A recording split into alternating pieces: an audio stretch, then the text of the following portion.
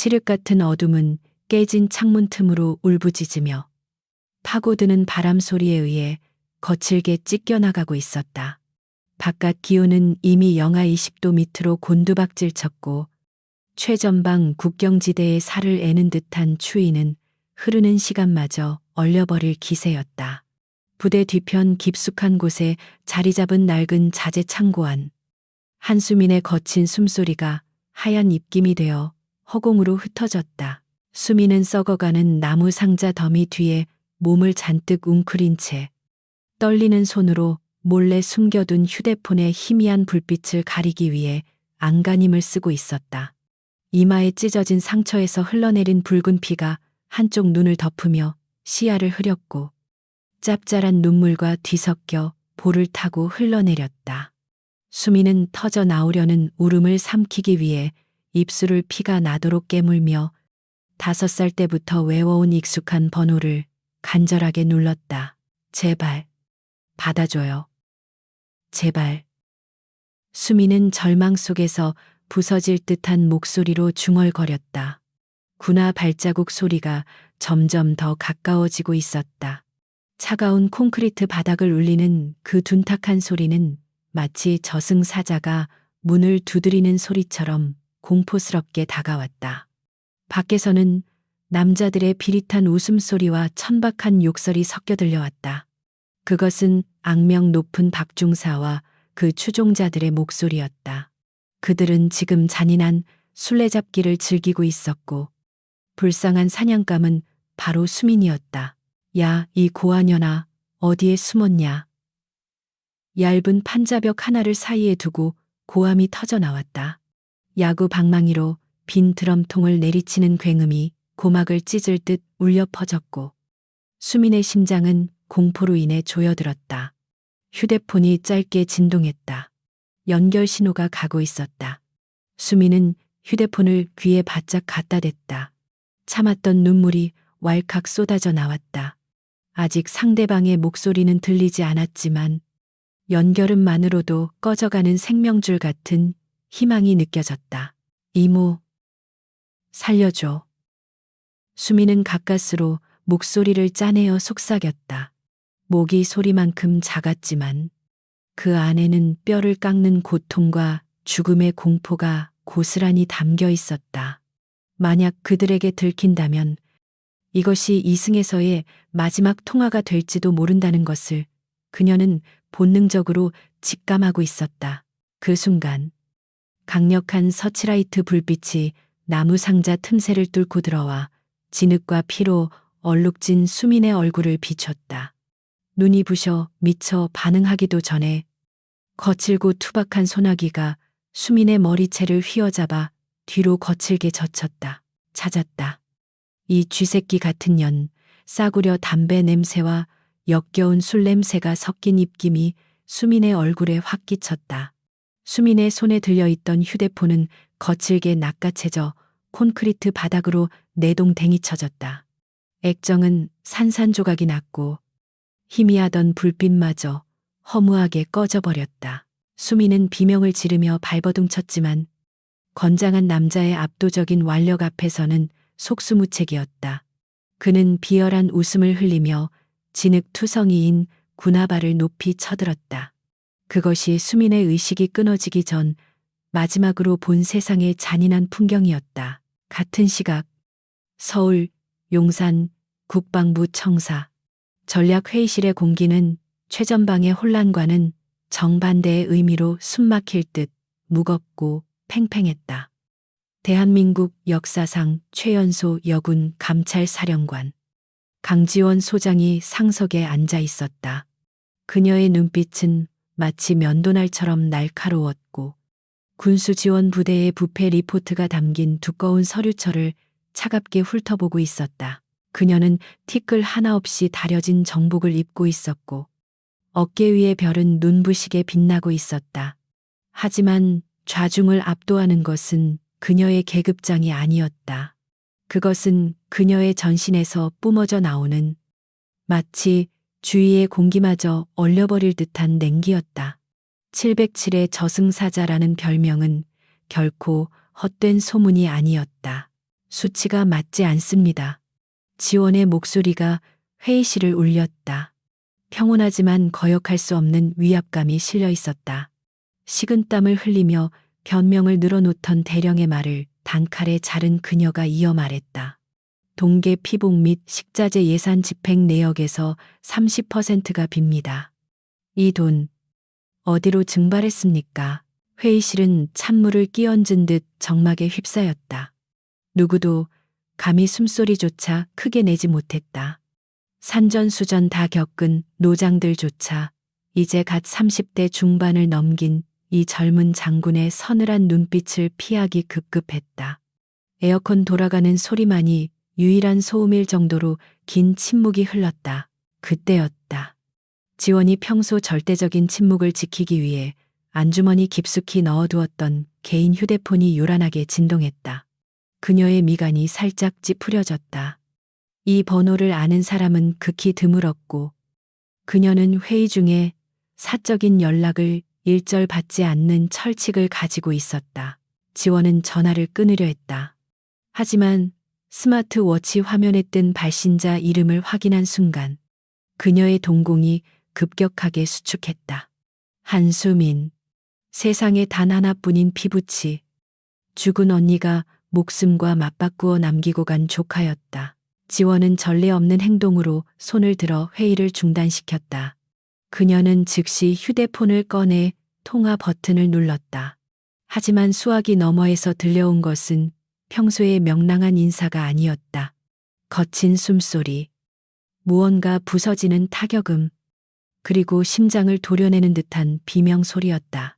이모, 살려줘. 희미하게 들려오던 목소리는 뚝 끊겼고 그 자리를 채운 것은 남자들의 저속한 욕설과 둔탁한 구타 소리뿐이었다. 그리고 이내 무미건조한 연결 끊김, 신호음만이 지원의 귓가에 맴돌았다. 차갑고 지적이었던 지원의 아름다운 얼굴이 순식간에 악귀처럼 일그러졌다. 그녀의 몸에서 뿜어져 나온 살기는 회의실의 온도를 영하로 떨어뜨린 듯 살벌했다. 맞은편에 앉아있던 대령은 공포에 질려 쥐고 있던 펜을 떨어뜨리고 말았다. 그녀는 의자를 거칠게 박차고 일어났다. 의자가 뒤로 밀리며 바닥을 긁는 굉음이 났다. 회의는 여기까지입니다. 그녀는 짧게 선언했다. 그것은 더 이상 장군의 목소리가 아니었다. 영린을 건드린 자들을 향해 이빨을 드러낸 맹수의 으르렁거림이었다. 하지만 사령관님, 아직 결론이. 참모장교 한 명이 당황하여 말리려 했으나 지원의 눈빛을 마주하자마자 입을 다물 수밖에 없었다. 그것은 이미 사람을 죽일 준비가 끝난 자의 눈빛이었다. 지원은 더 이상의 설명 없이 옷걸이에 걸린 롱코트를 낚아채듯 집어들고 성큼성큼 회의실을 빠져나갔다.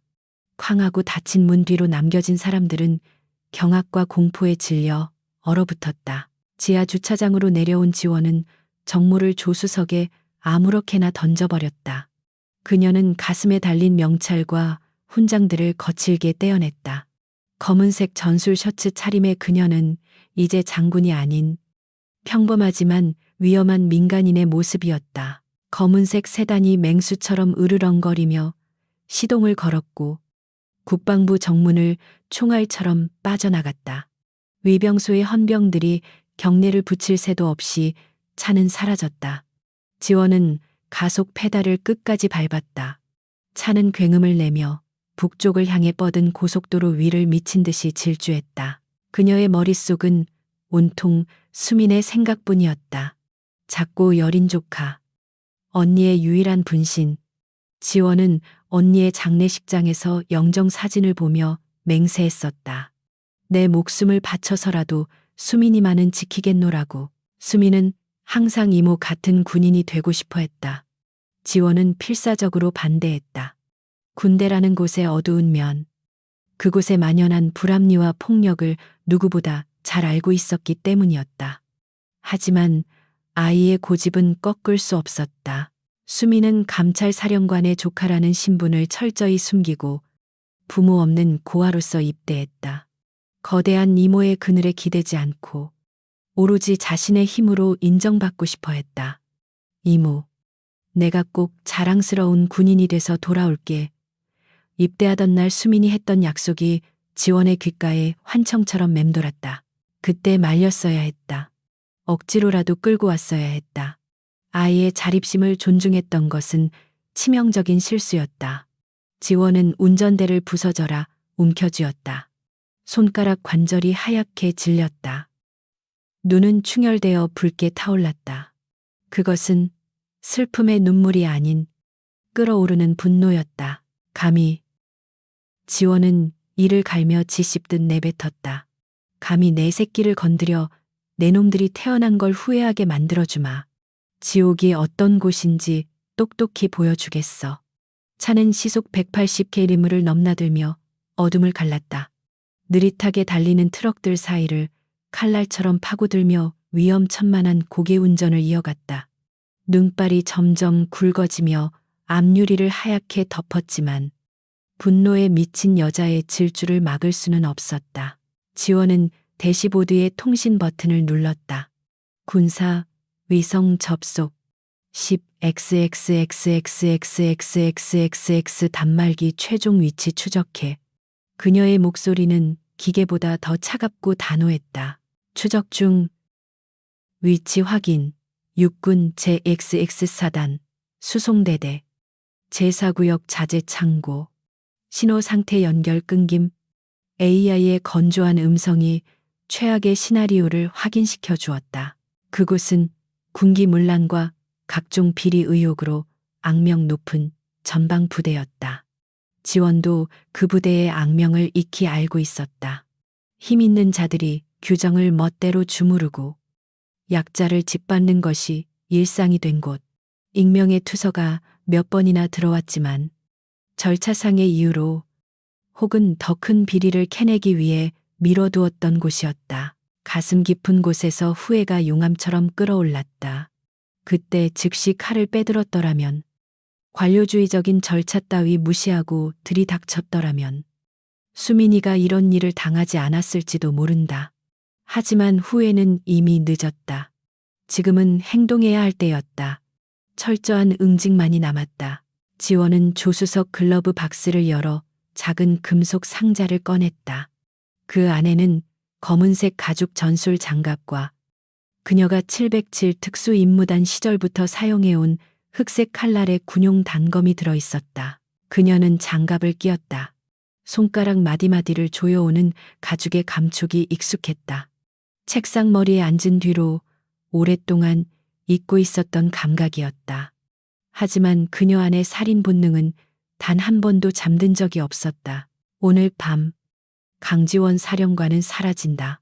오직 707의 전설적인 살수, 코드네임 피의 나비만이 남을 것이다. 그녀는 감찰을 나온 장군으로서가 아니라 상처 입은 새끼를 위해 복수에 나선 어미 맹수로서 그곳에 갈 것이다. 창밖의 눈보라는 더욱 거세져 시야를 가렸지만 그것은 곧 닥쳐올 피의 폭풍을 위한 완벽한 위장이었다. 타이어가 얼어붙은 도로를 긁으며 비명을 질렀다.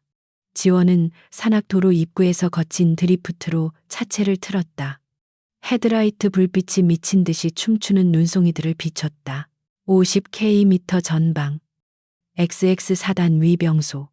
경계 근무를 서던 병사들은 초소 안의 난로가에 모여 담배를 피워대며 음담 패설을 늘어놓고 있었다. 그들은 자신들을 향해 초음 속 미사일처럼 날아오고 있는 죽음의 그림자를 전혀 눈치채지 못하고 있었다. 지원은 시계를 확인했다. 새벽 2시. 인간의 감각이 가장 무뎌지고 경계심이 허물어지는 시간. 하지만 지원에게는 사냥을 시작하기에 가장 완벽한 시간이었다. 그녀는 심호흡을 하며 터질 듯 뛰는 심장을 진정시켰다. 수민아, 조금만 기다려. 이모가 가고 있어. 그녀는 전방을 응시하며 나직이 뇌까렸다. 머릿속에서는 이미 수십 가지의 전술 시나리오가 그려지고 있었다. 놈들이 무력을 쓴다면 10배, 아니 100배의 무력으로 갚아줄 것이다. 그 배우가 누구든, 아버지가 국회의원이든 장군이든 상관없었다. 오늘 밤 수민이의 머리카락 하나라도 건드린 놈들은 뼈와 살이 분리되는 고통 속에서 피눈물을 흘리게 될 것이다. 차는 구불구불한 산길을 거침없이 올라갔다. 발 아래로는 천길 낭떠러지가 입을 벌리고 있었지만 지원의 핸들링은 기계처럼 정교했다. 고속 전술 주행 기술은 녹슬지 않았다. 멀리서 부대의 희미한 불빛이 눈보라 사이로 일렁거렸다.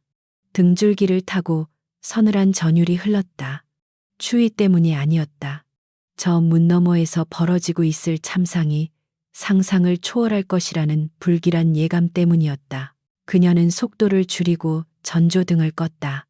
차는 유령처럼 어둠 속으로 미끄러져 들어갔다. 요란하게 정문을 들이받는 것은 하책이다. 상황을 파악하고 적의 숨통을 확실하게 끊어놓기 위해선 은밀함이 필요했다.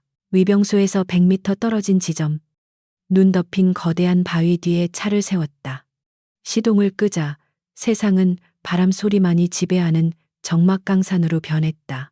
차 문을 열고 내리자 영하 20도의 냉기가 살을 파고들었지만 그녀는 미동조차 하지 않았다. 지원은 코트깃을 세우고 단검을 허리춤 보이지 않는 곳에 고정했다.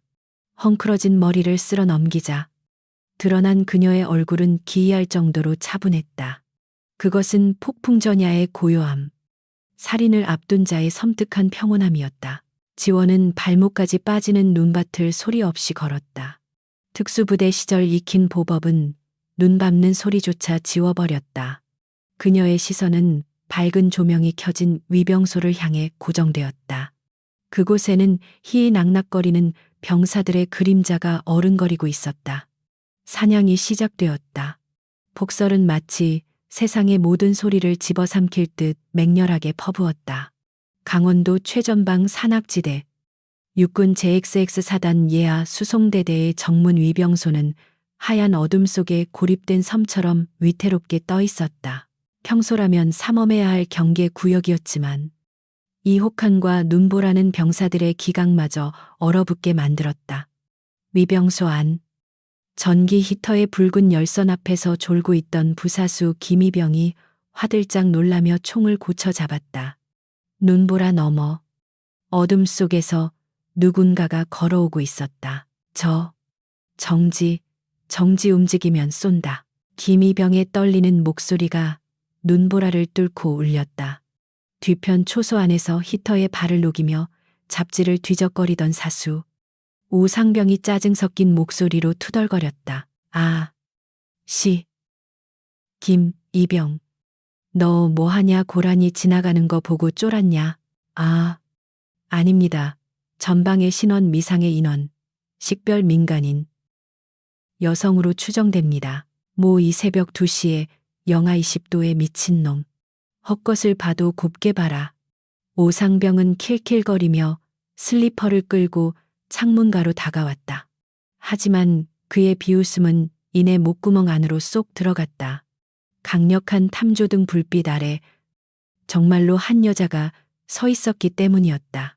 검은색 롱코트를 입고 목도리도 없이 창백한 얼굴을 그대로 드러낸 여자. 그녀의 어깨와 머리 위에는 이미 하얀 눈이 수북하게 쌓여 있었다. 마치 눈사람처럼 차갑고 비현실적인 모습이었다. 하지만 그녀의 눈동자만큼은 탐조등 불빛보다 더 서늘하게 빛나고 있었다. 바로 강지원. 아니 지금은 그저 조카를 찾으러 온 이모였다. 손들어 거기 멈춰. 오상병이 황급히 문을 열고 뛰쳐나가 K 소총을 겨눴다. 규정대로라면 공포탄을 장전하고 경고 사격을 해야 했지만 상대가 비무장의 여성, 그것도 꽤나 곱상하게 생긴 여자라는 것을 확인하자 그의 태도는 금세 거만해졌다. 지원은 천천히 두 손을 어깨 높이로 들었다. 그녀의 시선은 총구가 아닌 오상병의 눈을 꿰뚫 듯 응시하고 있었다. 그 침착함에 오히려 오상병이 흠칫 뒤로 물러섰다. 민간인입니다. 부대장. 아니, 이곳 책임자를 만나러 왔습니다. 지원의 목소리는 낮았지만 눈보라를 가르고 또렷하게 들려왔다. 오상병은 어이가 없다는 듯 코웃음을 쳤다. 아줌마, 여기가 어딘 줄 알고 이 시간에 와요. 군사작전 구역인 거 몰라요. 당장 안 꺼지면 공무집행 방해로 경찰 부릅니다. 제 조카가 이곳에 있습니다. 한수민 일병. 통화가 갑자기 끊겨서 걱정이 돼서 왔습니다. 얼굴만 확인하게 해주세요. 지원은 최대한 감정을 억누르며 정중하게 말했다. 지금 당장이라도 저 건방진 병사의 턱을 부수고 진입할 수 있었지만 아직은 때가 아니었다. 수민의 안전을 확인하는 것이 급선무였다. 한수민이라는 이름이 나오자 오상병과 김희병의 눈빛이 미묘하게 흔들렸다. 그들은 서로의 눈치를 살피더니 이내 오상병의 입가에 비열한 미소가 번졌다. 아, 그 고아백도 없고 돈도 없어서 맨날 빌빌거리는 그 관심병사 말하는 거야. 지원의 눈썹이 꿈틀했다. 주머니 속에서 주먹이 쥐어졌다. 펴지기를 반복했다. 말씀 삼가세요. 조카가 어디 있습니까? 오상병은 총을 내리고 껄렁한 자세로 지원에게 다가왔다. 그는 지원의 위아래를 훑어보며 혀를 찼다. 이봐요 아줌마. 여기 군대야. 유치원 아니라고. 애가 좀 혼날 수도 있고 구를 수도 있는 거지. 전화 좀 안 된다고 쪼르르 달려와. 그러니까 걔가 그 모양이지. 가정교육을 못 받아서 그런가. 그것은 명백한 선 넘기였다. 지원의 인내심이라는 댐에 금이 가기 시작했다. 하지만 그녀가 폭발하려는 찰나 위병소 철문 틈 사이로 저 멀리 연병장 구석의 풍경이 그녀의 시야에 들어왔다. 가로등 하나가 위태롭게 깜빡거리는 그곳. 눈이 발목까지 쌓인 차가운 시멘트 바닥 위에 누군가가 속옷 차림으로 무릎을 꿇고 있었다. 머리는 헝클어지고 고개는 힘없이 처져 있었다. 그 앞에는 서너 명의 남자들이 둘러서서 낄낄거리며 무언가를 던지고 있었다. 눈뭉치였다. 아니, 자세히 보니 돌이 섞인 얼음 덩어리였다. 악, 짧은 비명 소리가 바람을 타고 들려왔다. 무릎 꿇은 사람이 고통에 몸을 비틀며 쓰러지자 남자 중 하나가 군화발로 옆구리를 걷어찼다. 일어나 정신 안 차려. 이게 다 너 인간 만들려고 하는 사랑의 매야. 알겠어. 그 목소리. 전화기 너머에서 들렸던 그 악마의 목소리였다. 그리고 쓰러져 있는 저 작고 가녀린 몸집. 지원은 단번에 알아볼 수 있었다. 수민이었다. 자신의 피부치. 수민이가 저 추위 속에서 짐승만도 못한 취급을 당하고 있었다. 지원의 동공이 지진이라도 난 듯 흔들렸다. 이성은 끊어졌다. 세상이 붉게 물들었다. 비켜. 지원이 나직하게 말했다. 아까의 정중함은 온데간데 없고 지옥에서 기어 올라온 악귀의 목소리만이 남았다.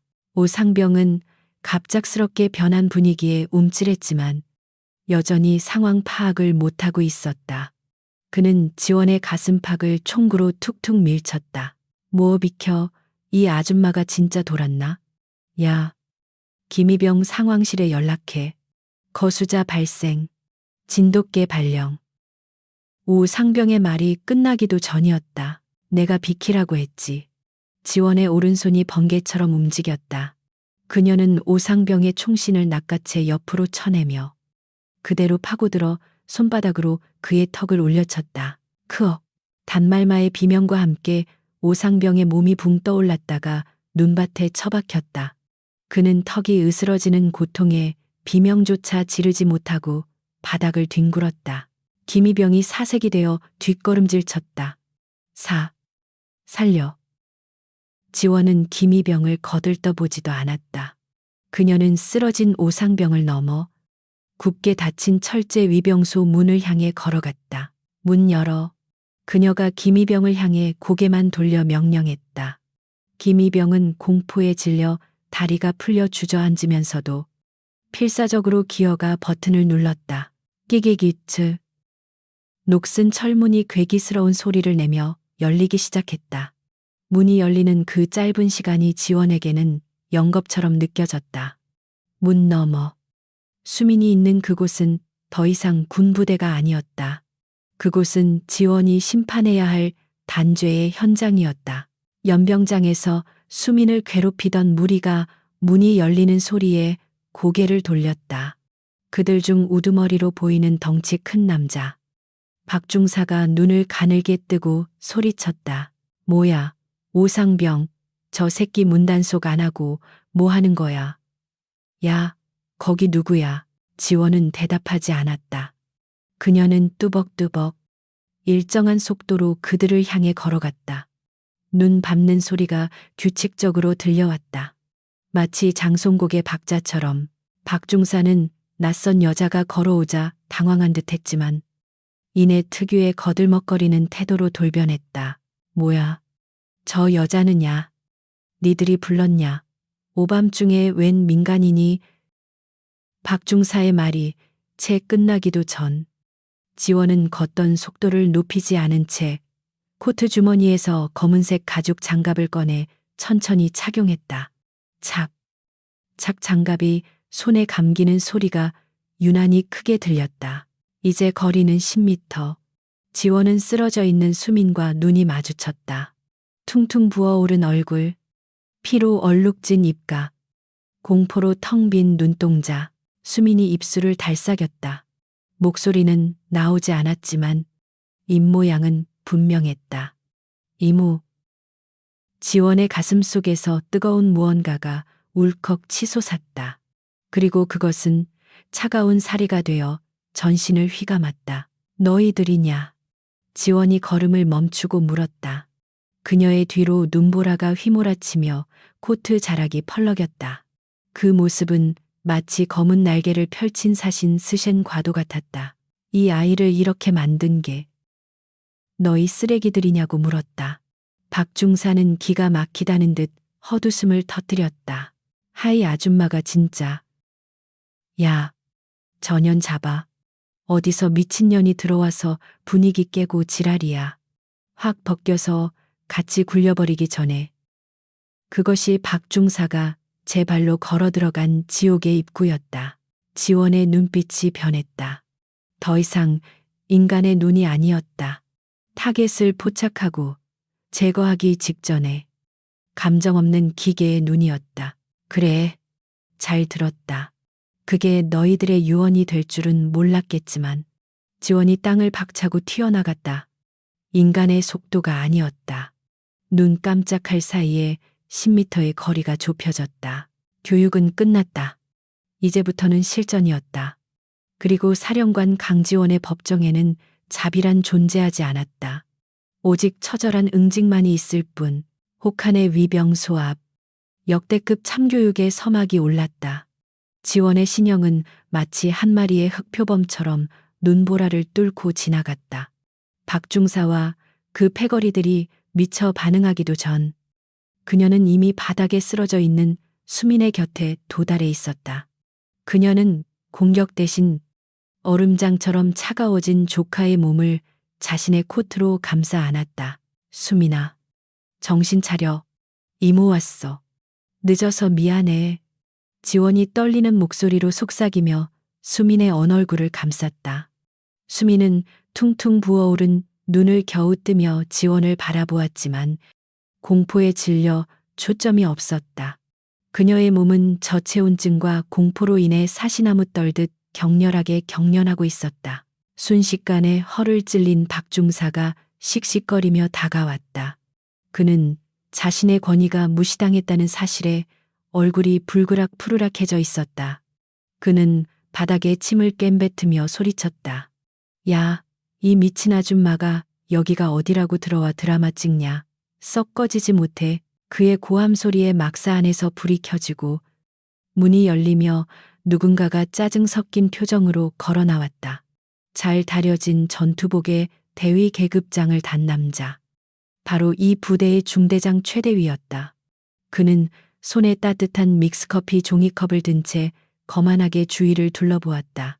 무슨 소란이야. 새벽부터 잠도 못 자게 시끄럽게. 최대위의 시선이 수민을 감싸 안고 있는 지원에게 머물렀다. 그는 지원의 검은색 셔츠와 흐트러진 머리카락을 보며 피식 웃음을 터뜨렸다. 뭐야? 이 잡상인 같은 여자는 위병소 애들은 근무 안 서고 다 죽었어. 박중사가 비굴한 웃음을 지으며 최대위에게 달려가 굽신거렸다. 충성 중대장님. 웬 미친 여자가 무단 침입했습니다. 저 고문관 녀석 보호자라는데 제지할 틈도 없이 들어와서 행패를 부리고 있습니다. 박중사는 교묘하게 상황을 왜곡하며 지원을 정신 이상자로 몰아갔다. 최대위는 흥미롭다는 듯 지원에게 다가왔다. 그는 지원을 위아래로 훑어보며 입꼬리를 비틀었다. 보호자, 아, 그 부모 없다는 애, 그럼 당신이 그 이모인가? 꼴을 보니 왜 저 녀석이 저렇게 자랐는지 알겠구만. 콩 심은 데 콩 나고 팥 심은 데 팥 난다더니. 지원은 수민을 눕히고 천천히 자리에서 일어났다. 그녀의 눈빛은 더 이상 조카를 걱정하는 이모의 것이 아니었다. 그것은 적의 급소를 노리는 저격수의 차가운 눈빛이었다. 당신이 책임자인가? 부하가 죽어가는데 방관하고 오히려 폭력을 조장해. 최대위는 지원의 기세에 잠시 멈칫했지만 이내 가소롭다는 듯 크게 웃어 젖혔다. 하하하 아줌마. 여기 군대야. 바깥 세상 물정 모르나 본데 이건 폭력이 아니라 교육이야. 군기 빠진 병사 사람 만들려는 참된 교육이라고. 당신 조카가 얼마나 멍청하고 쓸모없는지 알아. 그는 커피를 한 모금 마시고는 남은 커피 찌꺼기를 눈밭에 휙 뿌렸다. 부모한테 못 배운 가정교육. 내가 대신 시켜주고 있으면 고마워해야지. 어디서 감히 눈을 부라려 당장 무단 침입죄로 경찰에 넘기기 전에 그 싹수 없는 눈깔 안 깔아. 지원의 주먹이 하얗게 질릴 정도로 꽉 쥐어졌다. 가정교육. 그래. 너희들이 말하는 그 교육이 뭔지 내가 똑똑히 확인했다. 그녀의 목소리는 낮았지만 그 안에 담긴 분노의 무게는 주변 공기를 짓누를 만큼 무거웠다. 그녀는 최대위의 명찰을 눈에 새기듯 노려보았다. 이건 경고다. 지금 당장 수민이를 의무대로 옮기고 관련된 전원 무장 해제하고 꿇어앉아라. 그러면 내 권한 안에서 최대한 자비롭게 처리해주지. 지원의 말에 최대위와 박중사 그리고 주위의 병사들까지 일제히 폭소를 터뜨렸다. 푸아하하 들었냐? 자비란다. 박중사가 배를 잡고 웃으며 소리쳤다. 아줌마, 드라마를 너무 많이 봤네. 여기가 어딘 줄 알고 명령이야. 당신 지금 제정신 아니지. 병사들은 낄낄거리며 야삽과 강목을 챙겨들고 지원을 둥글게 포위하기 시작했다. 최대위는 웃음을 거두고 표정을 싸늘하게 굳혔다. 그의 인내심이 바닥난 듯했다. 재미없다. 처리해. 전혀는 헌병대 오기 전까지 창고에 가둬놓고 한수민 쟤는 정신 차릴 때까지 연병장 돌려. 군대가 만만해 보이지. 그 명령은 방아쇠였다. 박중사가 우두둑 손가락뼈 소리를 내며 지원의 앞으로 성큼성큼 다가왔다. 185cm가 넘는 거구에 박중사가 지원을 내려다보며 위협적으로 그림자를 드리웠다. 아줌마, 곱게 말할 때 나가지 그랬어. 이제 와서 후회해도 소용없어. 박중사의 더러운 손이 지원의 멱살을 잡으려고 뻗어왔다. 군인 몸에 손댄 대가가 얼마나 큰지 몸으로 알려주지. 그의 입에서 뿜어져 나오는 역겨운 입김이 지원의 얼굴에 닿는 순간 팽팽하게 당겨져 있던 이성의 끈이 탁 하고 끊어졌다. 지원은 피하지 않았다. 그녀는 박중사의 손이 자신의 옷깃에 닿기를 기다렸다. 그것은 정당방위의 성립이자 동시에 이 쓰레기들을 합법적으로 박살낼 수 있는 신호탄이었기 때문이었다. 그래, 대가. 지원이 나직하게 읊조렸다. 그 대가, 지금부터 치르게 해주마. 그녀의 검은 눈동자 깊은 곳에서 707 특수임무단 시절 수많은 작전을 성공으로 이끌었던 피의 나비가 날개를 펼쳤다. 박중사의 손가락이 지원의 옷깃을 움켜쥐는 찰나의 순간이었다. 지원의 왼손이 뱀처럼 휘감겨 박중사의 손목을 낚아챘다. 그리고 누구도 예상하지 못한 인간의 관절 가동 범위를 무시한 끔찍한 꺾기 기술이 장렬했다. 끄아악 고요한 새벽에 위병소를 찢어놓는 처절한 비명이 울려 퍼졌다. 그것은 단순한 비명이 아니었다. 사냥감이 사냥꾼으로 뒤바뀐 순간 오만한 포식자가 내지르는 공포의 단말마였다. 끄아악 내 팔. 정적을 찢는 박중사의 비명은 짐승의 울부짖음 같았다. 인간의 관절이 낼 수 없는 기괴한 각도로 꺾인 손목은 덜렁거리고 있었고 그는 고통을 이기지 못한 채 눈물 콧물을 쏟으며 바닥에 무릎을 꿇었다. 그것은 마치 그가 괴롭히던 수민에게 뒤늦은 사죄를 올리는 모양새였다. 하지만 지원은 멈추지 않았다. 그녀의 눈에는 일말의 동정심도 서려 있지 않았다. 이건 내 놈이 내 조카에게 준 고통의 100분의 1도 안 돼. 지원은 차갑게 속삭이며 박중사의 꺾인 손목을 놓지 않은 채 그대로 몸을 회전시켜 그의 턱을 향해 올려차기를 날렸다. 퍼억하는 둔탁한 타격음과 함께 거구의 박중사가 인형처럼 공중으로 붕 떴다가 눈밭에 처박혔다. 그는 눈을 까뒤집고 거품을 물며 기절해버렸다. 순식간에 벌어진 일이었다. 주변을 둘러싸고 있던 병사들은 공포에 질려 뒷걸음질 쳤다. 방금 전까지만 해도 먹잇감을 앞에 둔 하이에나처럼 킬킬거리던 그들의 얼굴에서는 핏기가 싹 가셨다. 그들은 눈앞의 여자가 평범한 민간인이 아니라는 것을 본능적으로 감지했다. 그녀에게서 뿜어져 나오는 기운은 최전방의 혹함보다 더 차갑고 날카로운 진짜 살기사치였다. 최 대위는 믿을 수 없다는 표정으로 입을 벌린 채 멍하니 서 있었다. 자신의 가장 믿음직한 신복이자 부대 내에서 싸움 꽤나 한다는 박중사가 저 가녀린 여자에게 손도 못 써보고 나가떨어진 상황을 이해할 수 없었다. 당혹감은 곧 수치심으로 그리고 맹목적인 분노로 바뀌었다. 이 미친년이 너희들 뭐해? 멍하니 보고만 있을 거야. 최대위가 괭소리를 질렀다. 그는 손에 들고 있던 커피컵을 집어 던지며 발광했다. 전연 잡아 죽여도 좋아 내가 책임진다. 감히 군부대에서 장병을 폭행해 이건 테러야. 전시 상황이라고 그의 고함에 얼어붙어 있던 병사들이 주섬주섬 무기를 고쳐 잡았다. 그들에게는 야전삽과 강목, 그리고 쇠파이프가 들려 있었다. 4대1, 게다가 상대는 여자. 정상적인 사고라면 승산은 그들에게 있었다. 병사들은 서로 눈짓을 교환하며 포위망을 좁혀왔다. 두려움보다는 쪽수가 많다는 안도감이 그들을 다시금 흉포하게 만들었다. 죽어라. 가장 먼저 달려든 것은 쇠파이프를 든 상병이었다. 그는 괴성을 지르며 지원의 머리를 향해 쇠파이프를 휘둘렀다. 바람을 가르는 소리가 날카롭게 들렸다. 수민이 이모하고 비명을 질렀지만 지원은 그 자리에 뿌리를 박은 듯 미동도 하지 않았다. 그녀의 시간은 상대방보다 몇 배는 느리게 흐르고 있었다.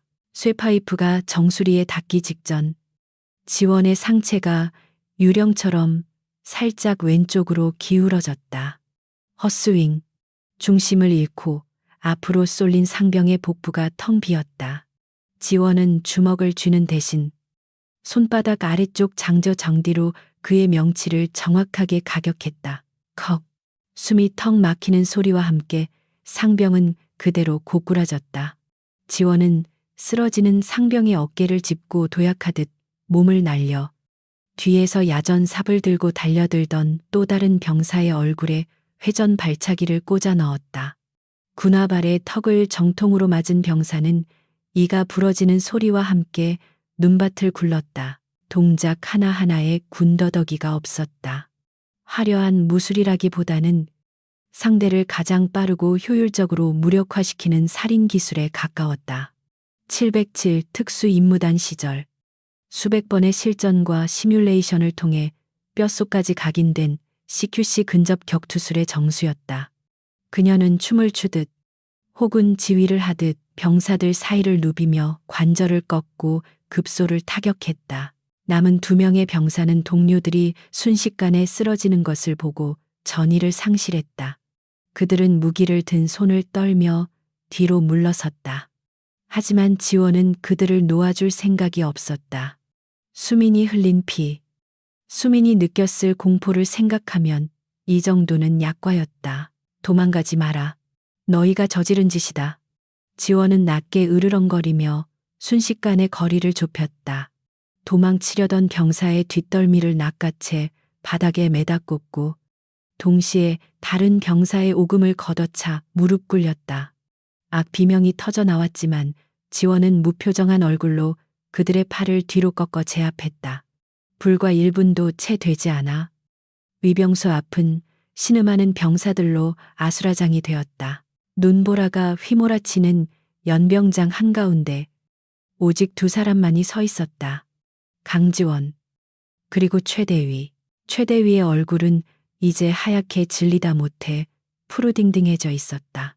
그는 떨리는 손으로 허리춤을 더듬거렸다. 권총, 장교에게 지급되는 KO 권총이 그곳에 있었다. 그는 공포에 질려 이성을 잃고 있었다. 오지 마. 오면 쏜다. 진짜 쏜다고. 최대위가 권총을 뽑아들고 지원을 겨눴다. 총구는 심하게 흔들리고 있었다. 하지만 지원은 멈추지 않았다. 그녀는 피 묻은 장갑을 고쳐 끼며 천천히, 아주 천천히 최대위를 향해 걸어갔다. 총구 앞에서도 눈 하나 깜짝하지 않는 그녀의 기백에 최대위는 오줌을 지릴 것 같은 공포를 느꼈다. 쏴봐. 지원이 차갑게 말했다. 그녀의 눈빛은 총알보다 더 깊숙이 최대위의 심장을 뚫고 들어왔다. 단, 네가 방아쇠를 당기는 속도보다 내가 네 목을 꺾는 속도가 더 빠르다는 것만 기억해. 그것은 허세가 아니었다. 명백한 사실 선고였다. 최대위는 본능적으로 알 수 있었다. 이 여자는 총을 든 자신보다 훨씬 더 위험한 흉기라는 것을.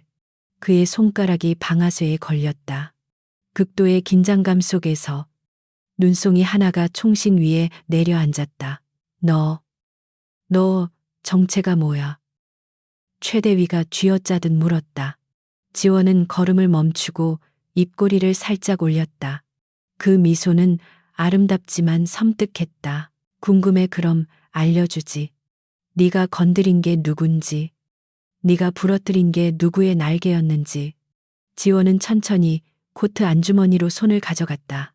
최대위는 그녀가 무기를 꺼낸다고 생각하고 눈을 질끈 감으며 방아쇠를 당기려 했다. 탕, 총소리가 밤하늘을 찢었다. 하지만 쓰러진 것은 지원이 아니었다. 최대위의 손에서 권총이 튕겨 나갔고 그는 손목을 감싸쥐며 비명을 질렀다. 지원이 던진 단검이 정확하게 권총의 슬라이드를 때려 총을 날려버린 것이었다.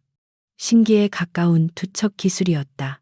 지원은 땅에 떨어진 권총을 발로 차 멀리 날려버리고 주머니에서 가죽 지갑 하나를 꺼냈다. 그리고 최대위의 코앞에 그것을 펼쳐 보였다. 번쩍이는 금색 휘장. 그리고 그 밑에 새겨진 선명한 글씨. 국방부 직할 군사경찰 감찰사령관 소장 강지원. 최대위의 눈이 튀어나올 듯 커졌다. 숨이 턱 막혔다.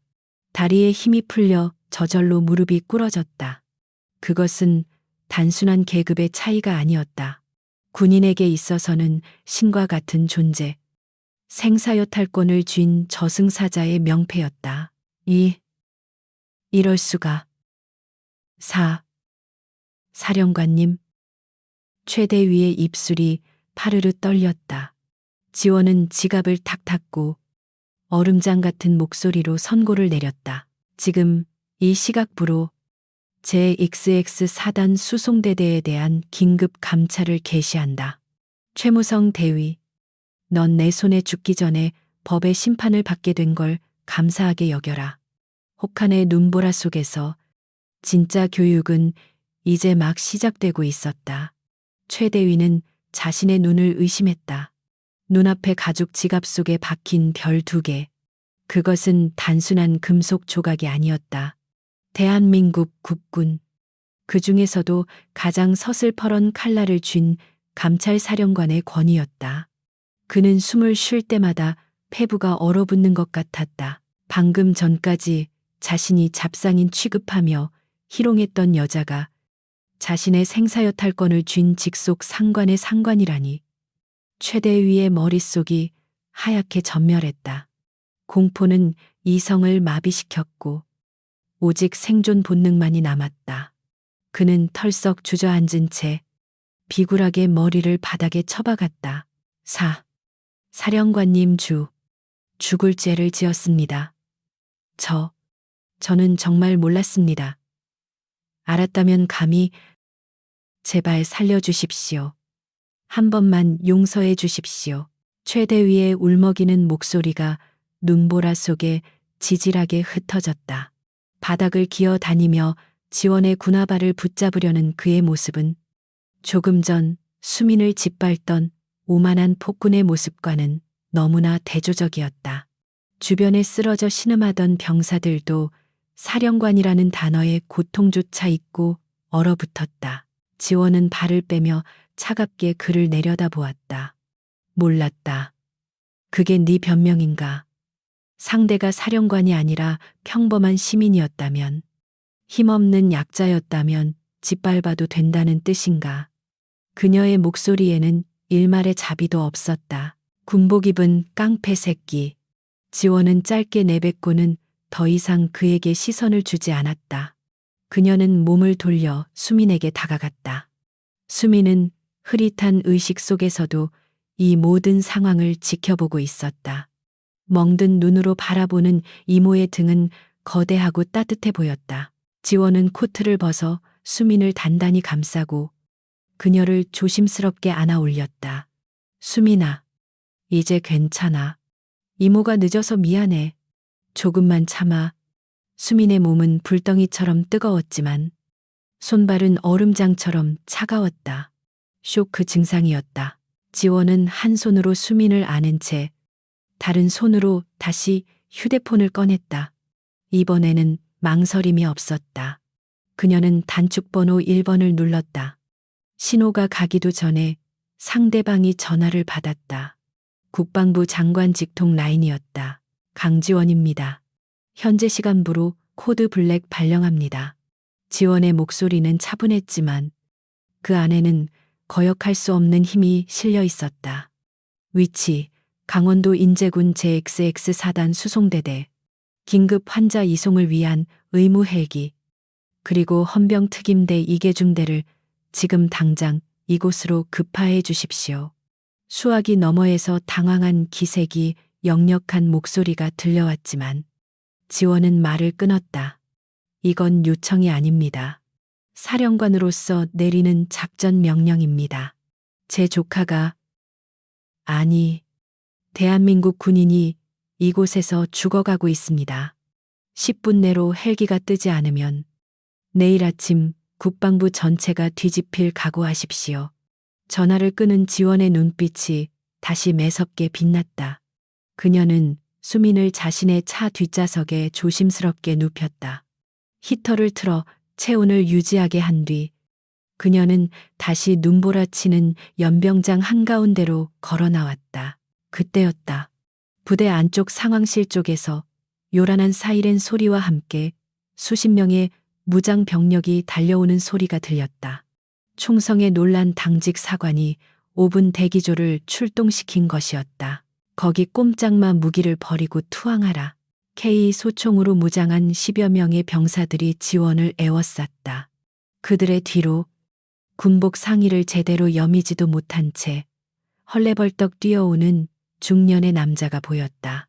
배가 불룩하게 나온 그는 이 부대의 대대장 김중령이었다. 김중령은 엉망이 된 위병소 앞 풍경을 보고 경악했다. 자신의 오른팔인 최대위가 땅바닥에 머리를 박고 있고 박중사를 비롯한 병사들이 피투성이가 되어 널브러져 있었다. 그리고 그 중심에 검은 옷을 입은 낯선 여자가 서 있었다. 이게 무슨 개판이야? 야, 너 뭐야? 북한 공작원이야? 테러리스트야? 김중령이 삿대질하며 고래고래 소리를 질렀다. 그는 상황 파악보다는 자신의 진급에 흠집이 날까봐 전전긍긍하는 전형적인 기회주의자였다. 최대위가 고개를 들어 김중령을 보며 소리치려 했다. 대대장님, 그게 아니라. 저분은. 하지만 공포에 질려 목소리가 제대로 나오지 않았다. 김중령은 최대위의 말을 듣지도 않고 지원을 향해 씩씩거렸다. 감히 신성한 부대에 침입해서 내 부하들을 이 꼴로 만들어. 너 오늘 제삿날인 줄 알아라. 야, 뭐해? 당장 전현 사살에 반항하면 쏴버려. 미친 명령이었다. 비무장 민간인으로 보이는 사람에게, 그것도 확인되지 않은 대상에게 사살 명령을 내리다니. 하지만 평소 김중령의 포갑적인 지휘에 길들여진 5분, 대기조 병사들은 망설이며 총구를 지원에게 겨눴다. 지원은 기가 차다는 듯 헛웃음을 흘렸다. 사살 재판도 없이 군법이 아주 내 맘대로 돌아가는구나. 그녀는 전혀 위축되지 않은 채 오히려 김중령을 향해 한 걸음 내디뎠다. 멈춰 한 발자국만 더 오면 쏜다. 선두에 선 하사가 떨리는 목소리로 외쳤다. 지원은 멈추지 않았다. 그녀는 품에서 다시 지갑을 꺼내는 대신 차가운 목소리로 일갈했다. 쏘고 싶으면 쏴라. 하지만 그 방아쇠를 당기는 순간 너희들뿐만 아니라 너희 가족들까지 평생 고개를 들지 못하게 될 것이다. 나는 국군 감찰사령관 강지원 소장이다. 지원의 목소리는 확성기 없이도 연병장을 쩌렁쩌렁 울렸다. 뭐라고? 김중령의 눈이 휘둥그레졌다.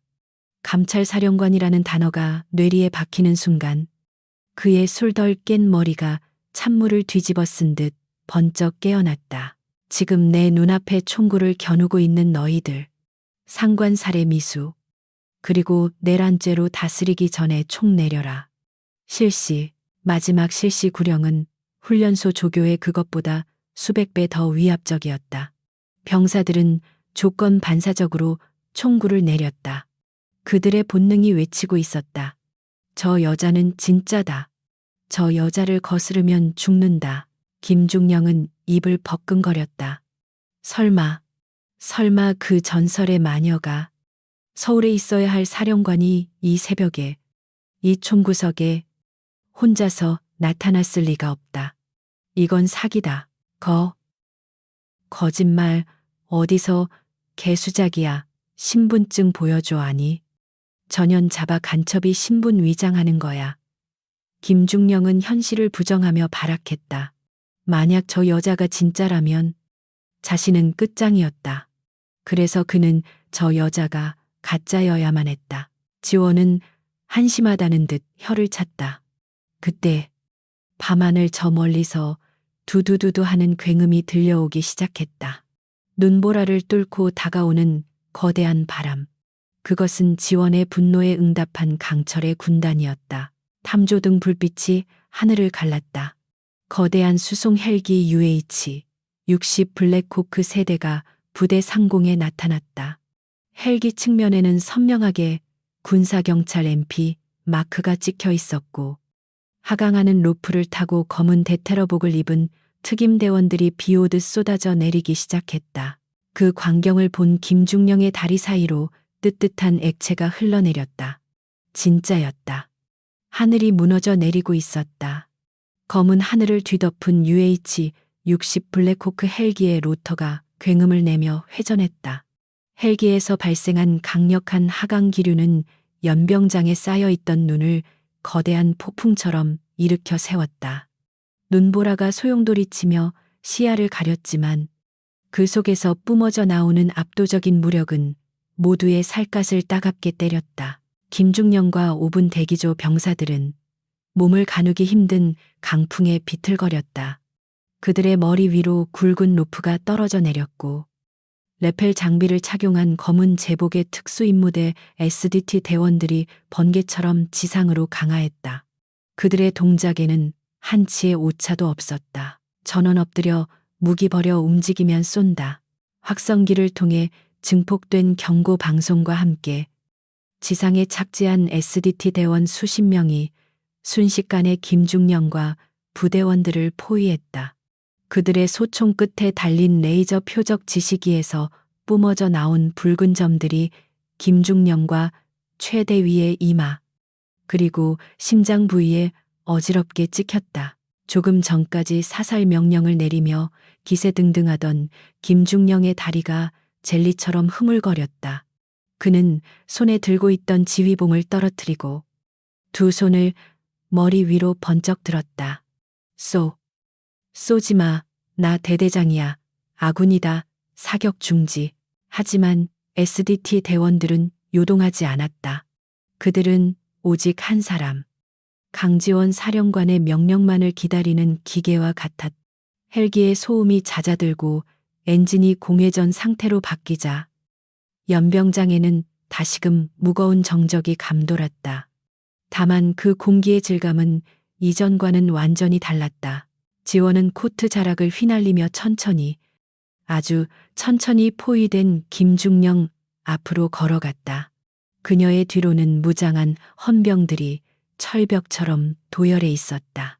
김중령은 자신을 내려다보는 지원의 눈빛을 마주하자마자 본능적으로 무릎을 꿇었다.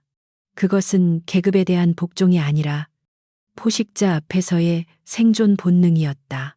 아군 지원이 코웃음을 쳤다. 그녀의 목소리는 차가운 금속성 톤으로 바뀌어 있었다.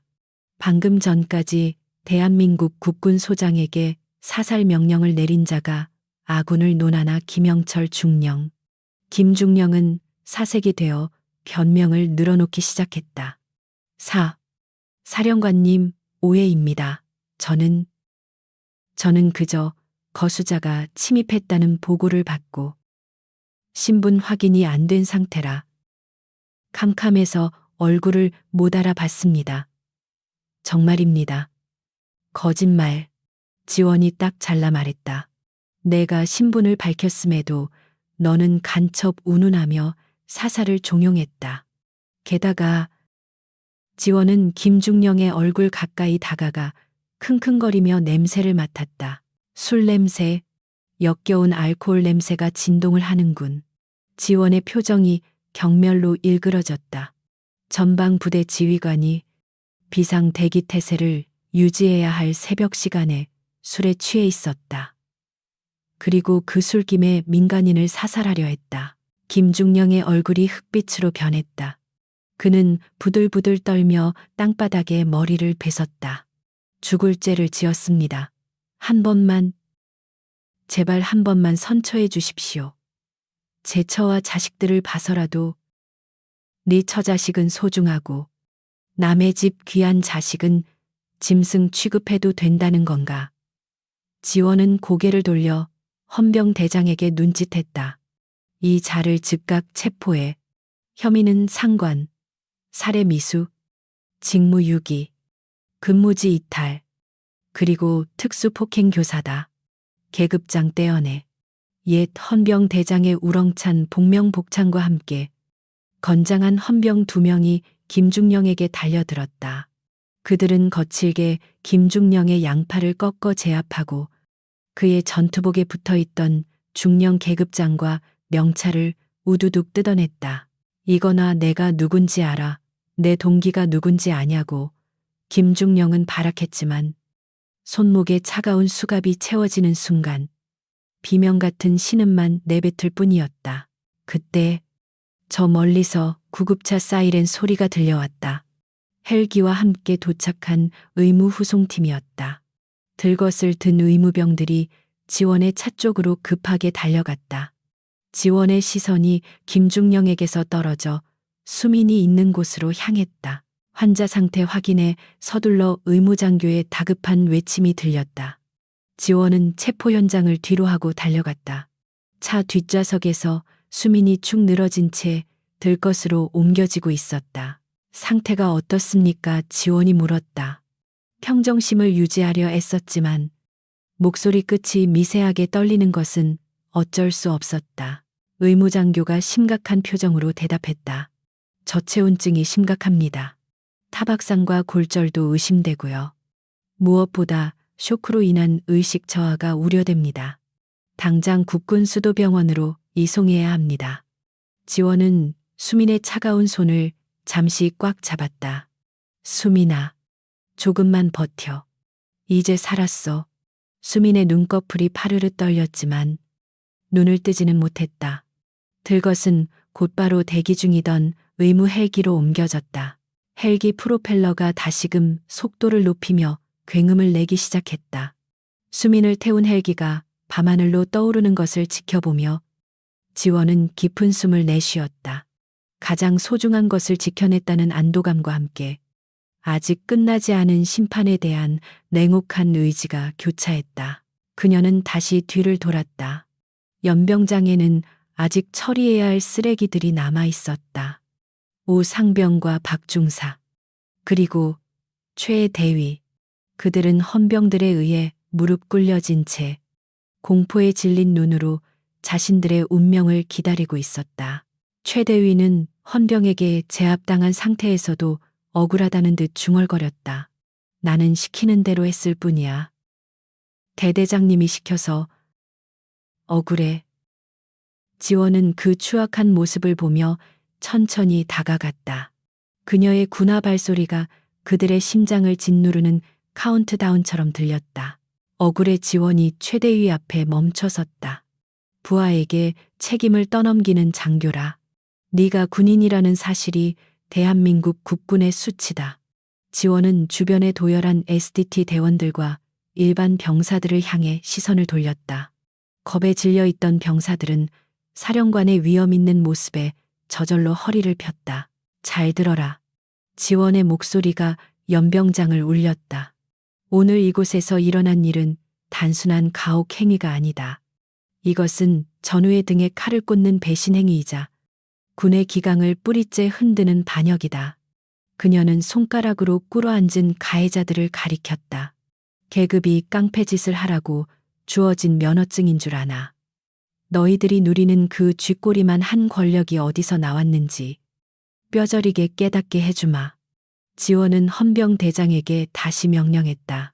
전원 앞송에 단 헬기가 아니라 트럭으로 이동한다. 이 추위 속에서 자신들이 저지른 짓이 얼마나 고통스러운지 똑똑히 느끼게 해줘. 짐칸 덮개는 씌우지 마라. 예, 알겠습니다. 헌병들이 가해자들을 개끌듯 끌고 갔다. 안 돼 추워. 얼어 죽는다고 박중사가 비명을 질렀지만 누구도 귀담아 듣지 않았다. 그들이 수민을 눈밭에 꿀려놓았던 그 혹한이 이제는 그들의 살을 파고들 차례였다. 상황이 정리되어 갈 무렵 부대 정문 쪽으로 검은색 세단 한 대가 미끄러지듯 들어왔다. 번호판에는 국방부 마크가 선명했다. 차문이 열리고 백발이 성성한 노신사가 내렸다. 국방부 인사국장이었다.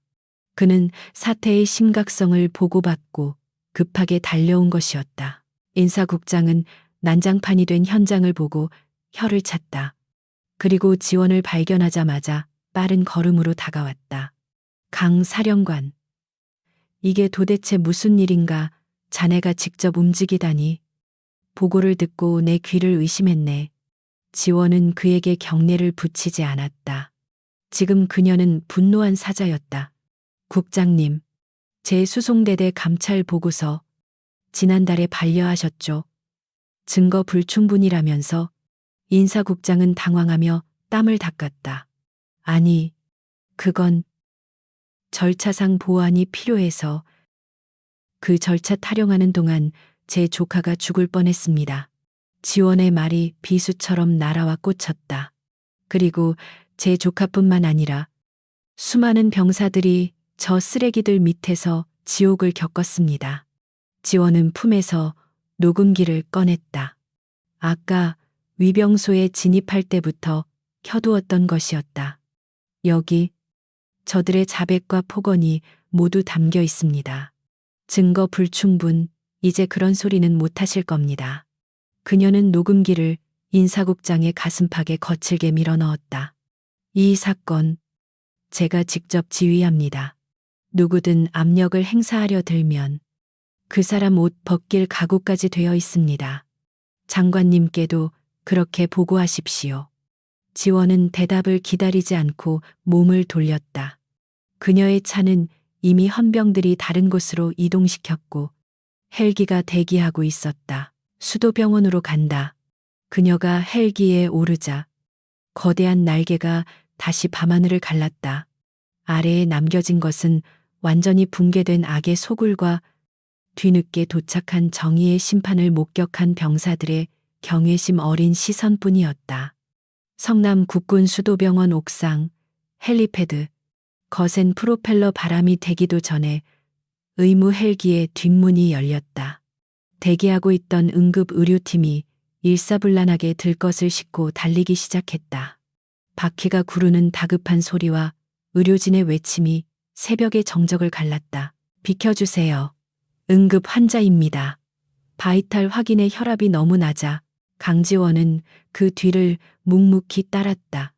그녀의 검은 코트 자락에는 아직도 최전방의 눈과 진흙, 그리고 조카의 피가 묻어 있었다. 병원 복도의 하얀 형광등 불빛 아래 드러난 그녀의 얼굴은 창백했지만 눈동자만큼은 꺼지지 않는 푸른 불꽃처럼 타오르고 있었다. 응급실 자동문이 닫히고 수술 중이라는 붉은 등이 켜졌다. 그제야 지원은 멈춰섰다. 다리에 힘이 풀릴 법도 했지만 그녀는 벽에 기대지도 의자에 앉지도 않았다. 그저 굳게 닫힌 문을 노려보며 기도인지 저주인지 모를 주문을 속으로 되뇌고 있을 뿐이었다. 살려내. 반드시. 그녀는 수민을 살려내라고 신에게 기도했고 수민을 저 지경으로 만든 놈들을 죽여버리겠다고 악마에게 맹세했다. 시간이 얼마나 흘렀을까. 수술실 앞 복도의 정막을 깨고 지원의 주머니 속 휴대폰이 다시 진동하기 시작했다. 이번에는 호출이 아니었다. 압박이었다. 발신자 이름 육군본부 인사참모부장 소장 박영식. 지원은 입꼬리를 비틀어 차가운 미소를 지었다. 놈들의 대응이 시작된 것이다. 사건 발생 불과 이 시간. 소문 빠른 군대 내에서도 이 정도 속도면 놈들이 얼마나 이 사건을 덮고 싶어 하는지 알 수 있었다. 김영철 중령이 체포되면서 줄을 댄 윗선에게 구조 요청을 보낸 것이 분명했다. 지원은 통화 버튼을 눌렀다. 강 사령관, 자네 지금 제정신인가? 수화기 너머에서 다짜고짜 고성이 터져 나왔다. 박 소장이었다. 그는 지원과 동급인 소장이었지만 육사 선배라는 점을 이용해 평소에도 지원을 하대하곤 했었다. 이 새벽에 헬기를 띄우고 일선 지휘관을 헌병대로 구속해 절차도 무시하고 이게 무슨 독단적인 행동이야. 당장 김중령 풀어주고 복귀해. 이건 명령이야. 지원은 휴대폰을 귀에서 살짝 떼었다가 나직하지만 또렷한 목소리로 대꾸했다. 박 소장님, 지금 명령이라고 하셨습니까? 그래, 군 기강을 어지럽힌 건 오히려 자네야. 감찰 사령관이 사적인 감정으로 부대를 뒤집어 엎어. 이거 징계감인 거 몰라. 착각하지 마십시오. 지원의 목소리가 서늘하게 깔렸다. 저는 지금 국방부 장관님의 직속 권한으로 움직이고 있습니다. 그리고 감찰 규정 제4조. 긴급을 요하는 중대 비위 행위인지 시 사후 보고가 가능하다. 모르십니까? 그리고 하나 더. 김중령과 그 부하들이 저지른 짓은 단순한 가혹 행위가 아닙니다. 횡령, 근무지, 이탈, 그리고 민간인에 대한 살인 미수입니다. 이 사건을 덮으려 하신다면 박 소장님 또한 공범으로 간주하고 감찰 대상에 포함하겠습니다. 수화기 너머에서 헉하는 숨소리가 들렸다. 지원이 이렇게까지 강경하게 나올 줄은 예상하지 못한 눈치였다. 강장군. 우리끼리 왜 이러나. 김중령이 내 처조카 사위인 거 알만한 사람은 다 알잖아. 적당히 타협하자고. 내가 자네 입장 봐서 잘 처리해 줄 테니까. 타협. 지원은 헛웃음을 흘렸다. 제 조카는 지금 갈비뼈가 부러지고 장기가 파열되어 사경을 헤매고 있습니다. 그런데 타협이요. 당신들 눈에는 사람 목숨이, 병사들의 인권이 그저 진급을 위한 장기말 정도로밖에 안 보입니까? 이 여자가 진짜 내가 가만둘 것 같아. 내 라인이 어딘지 몰라. 국방위원회 의원님들이 가만히 있을 것 같냐고. 해보십시오. 지원이 말을 끊었다. 의원이든 장관이든 대통령 할애비가 와도 상관없습니다. 이 사건에 관련된 놈들은 모조리 옷 벗기고 감옥에 보냅니다. 방해하는 놈들도 똑같이 만들어주죠. 끊습니다. 지원은 대답도 듣지 않고 통화를 종료했다. 그리고 곧바로 휴대폰의 전원을 꺼버렸다. 더 이상의 개소리는 듣고 싶지 않았다. 그때 수술실 문이 열리고 집도이가 피 묻은 가운을 입은 채 걸어 나왔다. 지원은 그에게로 다가갔다. 선생님, 아이는. 의사는 마스크를 내리며 깊은 한숨을 쉬었다. 다행히 고비는 넘겼습니다. 파열된 비장은 봉합했고 골절 부위도 고정했습니다. 하지만 동상과 구타로 인한 근육 손상이 심각합니다.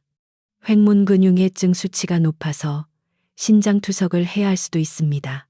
무엇보다 정신적인 충격이 너무 큽니다.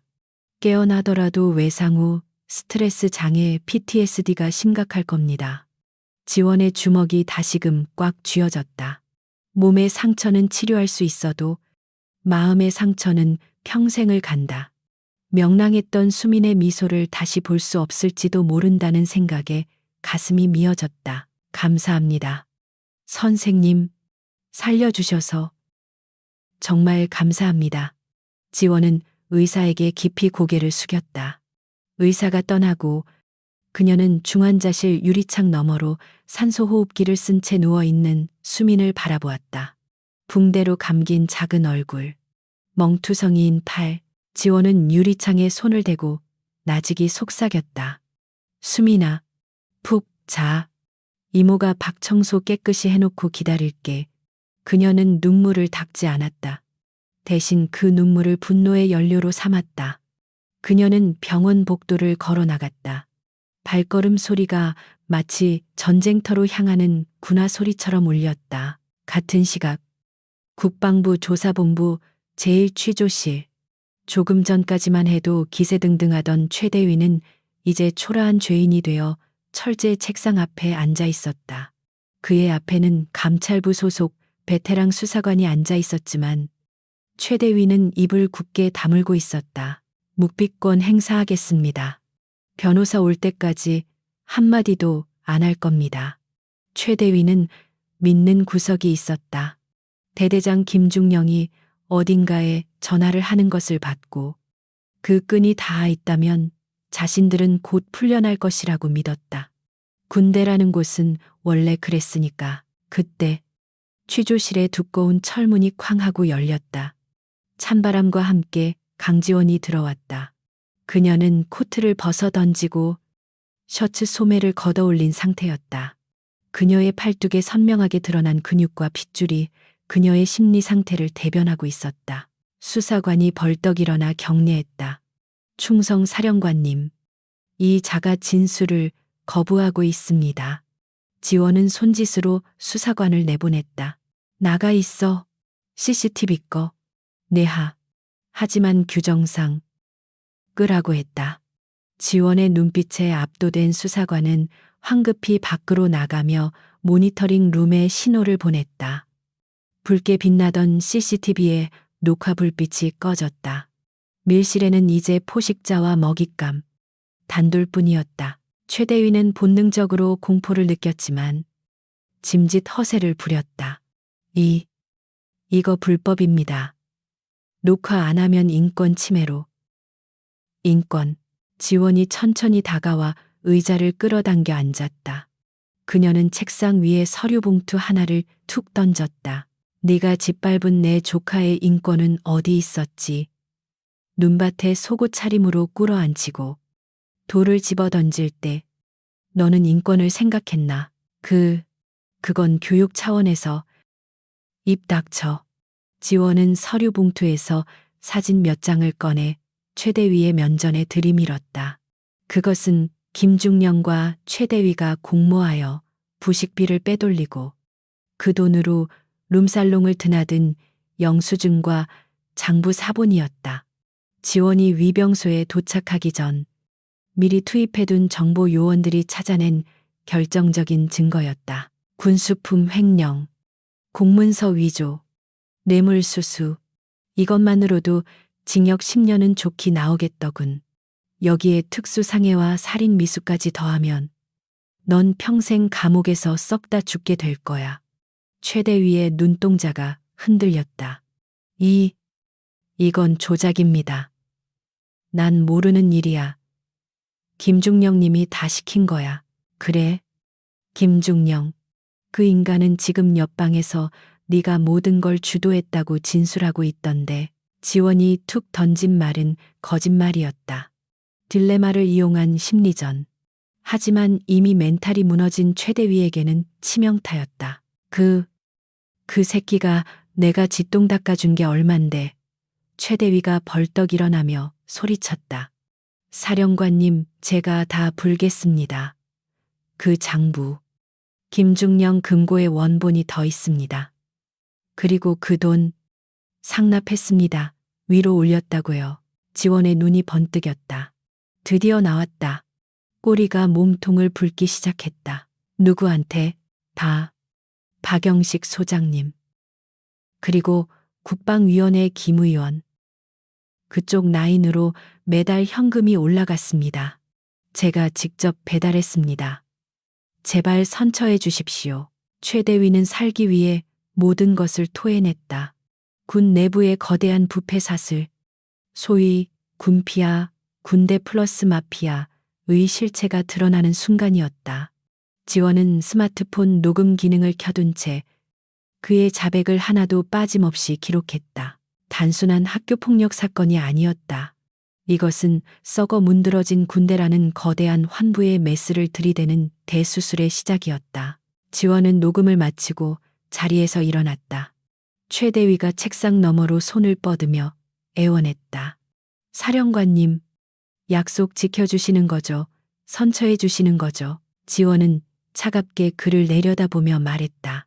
난 선처한다고 말한 적 없어. 단지 네가 먼저 불면 고통을 조금 줄여주겠다고 생각했을 뿐이지.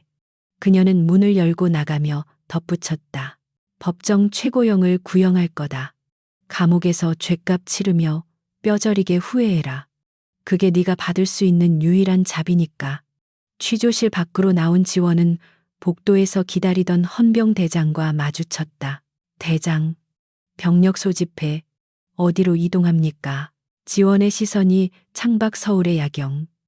그 중에서도 가장 화려하게 빛나는 육군 본부 쪽을 향했다. 박영식 소장 집무실, 그리고 국회. 헌병 대장의 눈이 커졌다. 하지만 지원의 표정은 그 어느 때보다 단호했다. 오늘 밤 별들이 우수수 떨어질 거야. 청소할 준비들 해. 새벽에 여명이 밝아오고 있었지만 육군본부 인사참모부장실의 불은 꺼지지 않았다. 박영식 소장은 책상 위에 쌓인 서류들을 분쇄기에 미친 듯이 집어넣고 있었다. 그의 이마에는 식은땀이 송골송골 맺혀 있었고 떨리는 손은 그가 느끼고 있는 극심한 공포를 대변하고 있었다. 빌어먹을 강지원. 이 독사 같은 년이 감히 나를 물어. 박 소장은 으르렁거리며 이를 갈았다. 조금 전 김 의원과의 통화는 최악이었다. 꼬리 자르기를 당한 것이다. 자네 선에서 해결하게. 시끄러워지면 자네가 독박 쓰는 거야. 그 차가운 한마디가 사형 선고처럼 귓가에 맴돌았다. 그는 금고를 열어 비자금 장부와 차명 계좌가 담긴 USB를 꺼냈다. 이것만 없애면 증거는 없다. 최대위나 김중령이 불어봤자 자신이 오리발을 내밀면 그만이다. 그는 라이터를 꺼내 USB를 태우려 했다. 쾅! 육중한 참모부장실의 마호가니 문이 부서질 듯 열리며 벽에 처박혔다. 박 소장은 화들짝 놀라 라이터를 떨어뜨렸다. 문 앞에는 검은 코트를 입은 강지원이 서 있었다. 그녀의 뒤로는 무장 헌병들이 복도를 가득 메우고 있었다. 누구 마음대로 들어와, 여기는 내 집무실이야. 경비병 어딨어? 박 소장이 괭소리를 질렀다. 하지만 달려오는 경비병은 없었다. 이미 지원이 데려온 헌병 특임대가 본관 경비 병력을 제압하고 통제권을 장악한 상태였다. 지원은 뚜벅뚜벅 집무실 안으로 걸어 들어왔다. 증거, 인멸 시도, 현행범이시군요. 박영식 소장님. 지원은 바닥에 떨어진 라이터와 책상 위의 USB를 눈짓으로 가리켰다. 그녀의 표정은 마치 오물을 바라보는 듯한 경멸로 가득 차 있었다. 네가 미쳤구나. 감찰 사령관이 선배 장군의 방에 무단 침입을 해. 이건 하극상이야. 군법 회의감이라고. 박 소장은 핏대를 세우며 고함을 쳤다. 그는 마지막 남은 권위를 쥐어짜내어 지원을 찍어 누르려 했다. 하지만 지원은 눈 하나 깜짝하지 않았다. 그녀는 천천히 다가와 박 소장의 책상 앞에 섰다. 선배 군인으로서의 명예를 팔아먹고 부하들의 고열을 쥐어짜 배를 불린 당신 같은 자를 선배라고 부를 생각 없습니다. 지원은 품에서 최대위의 자백이 담긴 녹취록 사본과 김중령의 금고에서 확보한 이중 장부 사본을 책상 위에 던졌다. 종이들이 흩날리며 박 소장의 얼굴을 스치고 지나갔다. 이미 모든 증거는 확보되었습니다. 최대위가 아주 상세하게 진술하더군요. 매달 25일 현금 5천만 원이 사과 상자에 담겨 이 방으로 배달되었다고. 박 소장의 얼굴이 하얗게 질렸다. 거짓말이야. 모함이라고. 그 녀석이 형량을 줄이려고 나를 물고 늘어지는 거야. 그럴 줄 알고 당신 차명 계좌 내역도 국세청 협조로 다 뽑았습니다.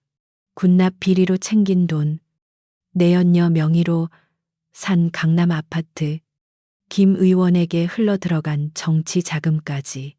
지원의 목소리는 차분했지만 내용은 핵폭탄급이었다. 박 소장은 다리에 힘이 풀려 의자에 주저앉았다. 빠져나갈 구멍이 없었다. 완벽한 외통수였다. 하지만 쥐도 궁지에 몰리면 고양이를 문다고 했다.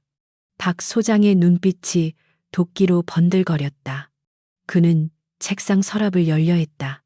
권총이 들어있을 것이다. 손 떼. 지원의 경고가 떨어지기 무섭게 그녀의 손이 번개처럼 움직였다. 책상 위에 놓여있던 명패를 집어던져 박 소장의 손등을 찍어버린 것이다. 아! 박 소장이 비명을 지르며 손을 감싸 쥐었다. 무거운 크리스털 명패에 맞은 손등뼈가 으스러지는 소리가 났다. 지원은 책상을 짚고 가볍게 뛰어넘어 박 소장의 멱살을 잡고 들어 올렸다. 어딜 감히 흉기에 손을 대. 당신은 이제 군인이 아니야. 그저 잡범일 뿐이지. 지원은 박 소장을 바닥에 패대기 쳤다. 쿵 소리와 함께 뚱뚱한 몸이 바닥을 굴렀다. 천하의 인사참모부장이 부하들 앞에서 개처럼 내동댕이 쳐지는 굴욕적인 순간이었다. 너 후회할 거야. 내가 누군지 알아. 내 뒤에 누가 있는지 아냐고. 박 소장은 바닥을 기며 악에 받쳐 소리쳤다. 김 의원님이 가만히 있지 않을 거야. 국방 예산 심의가 코앞이야. 나를 건드리면 육군 전체가 마비된다고. 지원은 헌병에게 수갑을 던졌다. 육군 전체가 마비되는 게 아니라 당신 같은 암세포가 제거되어야 육군이 살아나는 겁니다. 그녀는 박 소장 앞에 쭈그려 앉아 그의 눈을 똑바로 응시했다. 그리고 김 의원 걱정하지 마십시오. 당신 잡아놓고 나서 그 양반도 곧 만나러 갈 테니까 감방 동기로 만나면 외롭진 않겠네요. 지원의 조소에 박 소장은 말문이 막혔다.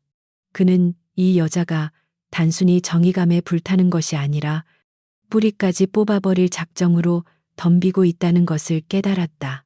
공포가 뼛속까지 스며들었다. 연행해. 지원의 명령에 헌병들이 박 소장을 일으켜 세워 수갑을 채웠다. 이거 놔 놓으란 말이야. 그는 발버둥 쳤지만 건장한 헌병들의 힘을 당해낼 수는 없었다. 그는 질질 끌려나가며 비명을 질러댔지만 복도에 나와 있던 참모들과 병사들은 그를 차가운 시선으로 바라볼 뿐이었다. 아무도 그를 동정하지 않았다. 박 소장이 끌려나간 뒤 지원은 텅 빈 집무실에 홀로 남았다. 그녀는 창가로 다가가 밖을 내다보았다. 아침 해가 완전히 떠올라 세상을 비추고 있었다. 밤새 내리던 눈은 그쳤고 세상은 하얗게 정화되어 있었다. 하지만 아직 끝난 것이 아니었다. 군 내부의 썩은 살은 도려냈지만 그들에게 기생하며 권력을 누리던 외부의 세력이 남아 있었다. 정치인 김 의원. 그가 바로 이 먹이사슬의 최상위 포식자였다. 지원은 주머니에서 휴대폰을 꺼냈다. 부재중 전화가 수십 통 와 있었다. 기자들, 그리고 국방부 대변인실이었다. 사건이 언론에 새어나간 것이다. 오히려 잘된 일이었다. 판이 커질수록 그들이 숨을 곳은 사라지니까. 그녀는 수민의 상태를 확인하기 위해 병원에 있는 의무관에게 문자를 보냈다. 환자 의식 회복했습니다. 이모님을 찾습니다. 그 짧은 문장을 보는 순간 밤새 긴장하고 있던 지원의 어깨가 처음으로 움찔하며 내려갔다. 눈시울이 뜨거워졌다. 살았다. 수민이가 살았다. 하지만 지금 당장 달려갈 수는 없었다. 일을 마무리 짓지 않고 돌아가면 언제 또다시 이런 비극이 반복될지 모른다. 지원은 눈물을 삼키며 다시 코트 깃을 여몄다. 기다려. 수민아. 이모가 세상에서 제일 깨끗한 군대를 만들어서 선물로 줄게. 지원은 집무실을 나섰다. 복도에는 그녀를 따르는 감찰부 요원들과 SDT 대원들이 정렬해 있었다. 그들의 눈빛에는 사령관에 대한 무한한 신뢰와 존경이 담겨 있었다. 다음 목표는 여의도입니다. 헌병대장이 비장하게 보고했다. 대한민국 권력의 심장부. 국회의사당. 그곳에 마지막 악당이 숨어 있었다. 가자. 성역은 없다. 지원이 앞장섰다. 그녀의 발걸음은 거침없었고 뒤따르는 군화 소리는 대지를 울렸다. 그것은 부패한 권력을 향한 선전포고이자 정의를 갈망하는 행진곡이었다. 국군 수도병원 VIP 병동의 복도는 바깥 세상의 소란과는 단절된 채 무거울 정도로 고요했다. 소독약 냄새와 기계적인 비프음만이 감도는 그곳을 강지원은 천천히 걸어가고 있었다. 그녀의 검은 코트는 벗겨져 팔에 걸려 있었고 흑투성이었던 전투화 대신 슬리퍼 소리가 복도를 울렸다. 조금 전 그녀는 여의도로 향하던 차를 급하게 돌렸다. 박영식 소장의 체포 소식이 속보로 타전되자 대한민국 전체가 발칵 뒤집혔다. 국방부와 국회는 벌집을 쑤신 듯했고 기자들이 병원 입구까지 장사진을 치고 있었다. 하지만 지원에게 지금 중요한 것은 뉴스도 정치도 아니었다. 오직 병실 문 너머에 있는 아이뿐이었다. 병실 문을 열자 창백한 햇살이 침대 위에 누운 수민을 비추고 있었다. 온몸에 붕대를 감고 산소줄을 코에 꽂은 채 잠들어 있는 조카의 모습은 너무나 작고 부서질 듯 위태로워 보였다. 지원은 숨을 죽이며 침대 곁으로 다가가 의자에 조용히 앉았다. 그때 수민의 눈꺼풀이 파르르 떨리더니 천천히 떠졌다. 초점 잃은 눈동자가 허공을 헤매다 이내 지원의 얼굴에 머물렀다. 멍이 들어 퉁퉁 부은 입술이 옴싹거렸다. 갈라진 목소리가 지원의 가슴을 후벼 팠다. 지원은 황급히 수민의 손을 두 손으로 감싸 쥐었다. 차가웠던 손에 조금씩 온기가 돌고 있었다. 그래, 수민아, 이모 여기 있어. 많이 아프지 미안해. 이모가 너무 늦게 왔어. 천하의 강지원. 피의 나비라 불리며 적진을 누비던 그녀의 목소리가 물기에 젖어 떨리고 있었다. 그녀는 전쟁터에서도 흘리지 않았던 눈물을 참기 위해 입술을 깨물었다. 수미는 힘겹게 미소를 지어 보이려 애썼다. 아니야. 내가 미안해. 이모한테 패만 끼치고. 약속했는데. 혼자서도 잘할 수 있다고. 그 말에 지원의 억장이 무너져 내렸다. 수미는 일찍이 부모를 여의었다. 10년 전 교통사고로 언니 부부를 떠나보낸 장례식장에서 어린 수미는 울지 않았다. 검은 상복을 입은 어린아이는 지원의 손을 꼭 잡고 말했다. 이모, 나는 군인이 될 거야. 강해져서 아무도 나를, 그리고 이모를 슬프게 하지 못하게 할 거야. 그때부터였다. 수미는 지원의 과잉 보호를 거부했다. 고아라는 꼬리표, 장군의 조카라는 낙하산 의혹, 그 어느 것도 듣고 싶지 않아 했다. 그녀는 자신의 이름을 숨기고 가장 힘들다는 최전방 부대에 자원했다. 그저 평범한 한 사람의 군인으로 인정받고 싶었던 것이다. 바보 같은 녀석. 지원이 수민의 머리카락을 쓸어 넘기며 말했다. 네가 왜 패를 끼쳐? 너는 세상에서 가장 훌륭한 군인이야. 그 지옥 같은 곳에서 동료를 팔지 않고 비겁하게 타협하지도 않고 끝까지 버텼잖아. 수민의 눈에 눈물이 고이기 시작했다. 무서웠어. 이모, 정말 죽는 줄 알았어. 그 사람들이 나보고 고아라고, 아무도 찾지 않을 거라고. 참아왔던 서름이 댐이 터지듯 쏟아져 나왔다. 수미는 지원의 손을 끌어당겨 얼굴을 파묻고 오열했다. 엄마가 보고 싶었어. 너무 추웠어. 지원은 침대 위로 몸을 숙여 수민을 품에 안았다. 붕대 감은 작은 등이 격렬하게 들썩였다. 지원은 아이의 등을 토닥이며 그동안 감춰왔던 자신의 후회와 마주했다. 강하게 키우겠다는 명분 아래 너무 냉정했던 것은 아니었을까. 스스로 일어서야 한다며 거리를 두었던 것이 아이를 저 차가운 늑대 소굴로 밀어 넣은 것은 아니었을까. 미안하다. 정말 미안해. 다시는 널 혼자 두지 않을게. 이제 강해지지 않아도 돼. 이모가 다 막아줄게. 네가 짊어진 짐. 이모가 다 들어줄게. 지원의 눈에서도 뜨거운 눈물이 흘러내려 수민의 환자복을 적셨다. 병실안은 두 사람의 울음소리로 가득 찼다. 그것은 고통의 울음이 아니라 서로의 상처를 핥아주고 씻어내는 치유의 과정이었다. 한참을 울고 난 수민이 지쳐 다시 잠들 때까지 지원은 곁을 지켰다. 규칙적인 숨소리를 확인한 그녀는 조심스럽게 자리에서 일어났다. 수민의 얼굴은 한결 편안해 보였다. 악몽은 끝났다. 지원은 세면대로 가서 찬물로 얼굴을 씻었다. 거울 속에 비친 그녀의 눈은 붉게 충혈되어 있었지만 그 어느 때보다 맑고 깊었다.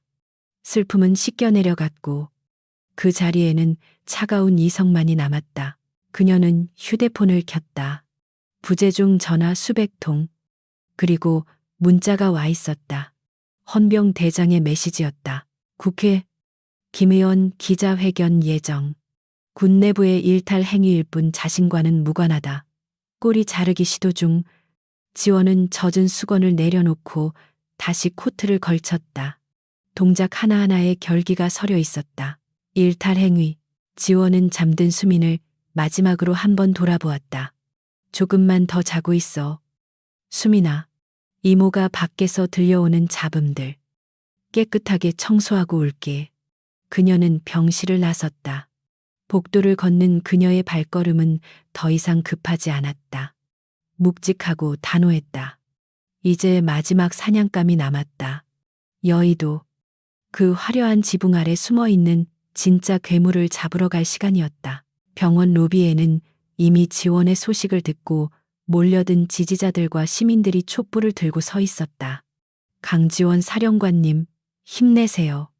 군대 내 폭력 근절 피켓을 든 시민들이 그녀를 보며 환호했다. 지원은 그들에게 가볍게 목례를 하고 준비된 차량에 올랐다. 국회의사당으로 기사가 백미러로 그녀를 보며 조심스럽게 물었다. 사령관님, 괜찮으십니까? 눈이 많이 부으셨습니다. 지원은 창밖을 바라보며 담담하게 대답했다. 아니요, 아주 개운합니다.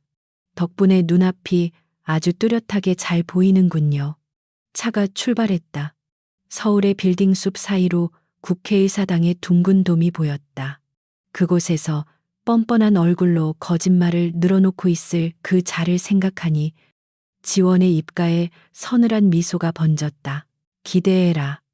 네가 뱉은 말들 전부 다시 삼키게 해줄 테니까. 여의도 국회의사당 정론관. 수백 개의 카메라 플래시가 번개처럼 터지고 있었다. 단상에는 김태호 의원이 서 있었다. 그는 땀을 뻘뻘 흘리면서도 짐짓 억울한 표정으로 마이크를 잡았다. 국민 여러분, 이것은 명백한 정치 공작입니다. 저 김태호는 군납 비리와 아무런 관련이 없습니다. 박영식 소장의 개인적인 일탈을 저와 엮으려는 불순한 세력의 음모입니다. 기자들의 질문이 빗발쳤지만 김 의원은 준비된 원고만 읽으며 모르쇠로 일관했다. 그는 이 위기만 넘기면 자신의 권력을 이용해 다시 살아날 수 있다고 믿었다. 대한민국 정치는 늘 그래왔으니까. 그때 정론관의 육중한 문이 열렸다. 소란스럽던 장내가 찬물을 끼얹은 듯 조용해졌다. 입구에는 검은 코트를 입은 강지원 사령관이 서 있었다. 그녀의 뒤로는 헌병 특임대 대신 서울중앙지검 반부패 수사부 검사들이 따르고 있었다. 음모라고 하셨습니까? 의원님, 지원의 목소리는 마이크 없이도 정론관 전체를 울렸다. 그녀는 기자들 사이를 가로질러 단상 앞으로 걸어갔다. 모세의 기적처럼 길이 열렸다. 강지원 사령관, 여기가 어디라고 감히. 김 의원이 당황하여 소리쳤다. 지원은 단상 위에 서류봉투 하나를 탁 소리나게 내려놓았다. 박영식 소장의 차명 계좌에서 의원님의 스위스 비밀 계좌로 이체된 내역입니다.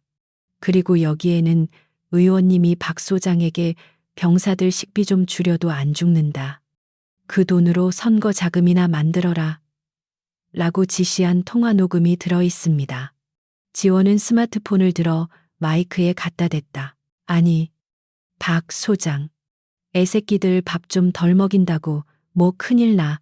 개돼지들은 적당히 굴려야 말을 잘 듣는 거야. 그 돈 싹 긁어 모아서 가져와. 이번 공천 확실하게 챙겨줄 테니까. 김 의원의 육성이 스피커를 타고 전국에 생중계되었다. 장내는 경악으로 물들었다. 기자들은 미친 듯이 타자를 쳤고 카메라 셔터 소리가 기관총처럼 쏟아졌다. 김 의원의 얼굴이 흑빛이 되었다. 이건 조작이야. AI, 딥페이크야. 저 여자를 당장 끌어내.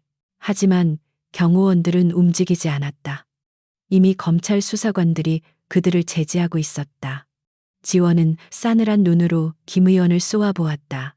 당신이 개돼지라고 부른 그 병사들은 누군가의 귀한 아들이고 이 나라를 지키는 방패입니다. 그들의 피와 눈물을 빨아먹고 산 기생충이 바로 당신입니다. 지원의 신호의 검사가 영장을 들고 단상으로 올라갔다. 김태호 씨, 당신을 뇌물수수, 정치자금법 위반, 그리고 직권남용 혐의로 긴급 체포합니다. 이거나 내가 누군지 알아? 난 국회의원이야. 불체포 특권 몰라. 김 의원은 발악하며 단상을 붙잡고 늘어졌지만 수사관들은 가차없이 그의 손목에 수갑을 채웠다. 그는 짐승처럼 끌려나가면서도 끝까지 추악한 민낯을 보였다. 전 국민이 그 광경을 지켜보며 분노했고 동시에 환호했다. 계절이 바뀌어 봄이 찾아왔다. 군사법원의 판결은 신속하고 엄중했다. 김태호 전 의원 징역 20년, 박영식 전 소장 징역 15년 및 전 재산 몰수, 김영철 전 중령 징역 10년. 최무성 전 대위, 박중사, 오상병 징역 3년 7년 및 불명예 제대. 그들이 입은 수의 초이는 그들이 더럽혔던 군복보다 훨씬 더 잘 어울렸다. 감옥 안에서 그들은 자신들이 괴롭혔던 병사들이 느꼈을 공포와 고립감을 뼈저리게 느끼며 남은 생을 보내게 될 것이다. 국군 수도병원 재활치료실. 따스한 봄 햇살이 창가로 쏟아져 들어오고 있었다. 수미는 평행봉을 잡고 한 걸음씩 걷는 연습을 하고 있었다. 이마에는 땀이 맺혔지만 표정은 밝았다. 하나, 둘, 하나, 둘. 지원이 문가에 서서 그 모습을 흐뭇하게 지켜보고 있었다. 수미는 아직 다리를 조금 절었지만 의지력만큼은 사고 이전보다 훨씬 더 강해져 있었다. 이모, 지원을 발견한 수민이 환하게 웃으며 손을 흔들었다. 지원은 다가가 수민의 땀을 닦아주었다. 무리하지 마. 의사 선생님이 천천히 하라고 했잖아. 에이, 이 정도는 거뜬해. 나 빨리 복귀해야지. 707 선발 테스트 다시 도전할 거야. 지원의 눈이 동그래졌다. 뭐 또 군대를 가겠다고 그렇게 당하고도. 수미는 고개를 끄덕였다. 그녀의 눈빛은 진지했다. 응, 예전에는 도망치듯 갔었지만 이제는 아니야. 이모처럼 약한 사람을 지켜주는 진짜 군인이 되고 싶어. 내가 겪은 아픔을 다른 병사들은 겪지 않게 해줄 거야. 지원은 잠시 말을 잇지 못하다가 이내 피식 웃으며 수민의 어깨를 두드렸다. 그래, 역시 내 조카다. 하지만 이번엔 백 좀 써라. 내가 제일 빡세게 굴리는 교관한테 널 맡길 테니까. 아, 그건 사양할게. 정정당당하게 1등으로 들어갈 거야. 두 사람의 웃음소리가 병실을 가득 채웠다. 창밖의 벚꽃이 바람에 흩날렸다. 차갑고 혹독했던 겨울은 가고 비로소 진정한 봄이 찾아온 것이다. 에필로그. 강지원은 다시 군복을 입고 연병장 단상에 섰다. 이번에는 감찰이 아닌 신병 수료식 훈시를 위해서였다. 수천 명의 신병들이 그녀를 바라보고 있었다. 그들의 눈빛에는 두려움이 아닌 존경과 동경이 가득했다. 그녀는 마이크를 잡고 천천히 입을 열었다. 제군들, 힘은 과시하기 위해 존재하는 것이 아니다. 약자를 짓밟고 계급 뒤에 숨어 거들먹거리는 것은 강한 것이 아니라 비겁한 것이다. 그녀의 시선이 카메라를 정면으로 응시했다. 마치 화면 너머의 시청자들에게 말을 거는 듯했다. 진정한 힘은 소중한 것을 지키기 위해 자신을 희생할 줄 아는 용기에서 나온다. 불의를 보고 침묵하지 않는 것. 쓰러진 전우를 일으켜 세우는 것. 그것이 내가 생각하는 진짜 강함이다. 지원은 잠시 말을 멈추고 엷은 미소를 지었다. 세상은 여전히 불공평하고 곳곳에 숨어있는 악당들은 끊임없이 여러분을 시험할 것이다. 하지만 기억해라. 정의는 더딜지라도 반드시 온다. 내가, 그리고 우리가 지켜보고 있으니까. 그녀는 거수경례를 올렸다. 이상, 충성, 충성. 수천 명의 함성이 하늘을 찔렀다.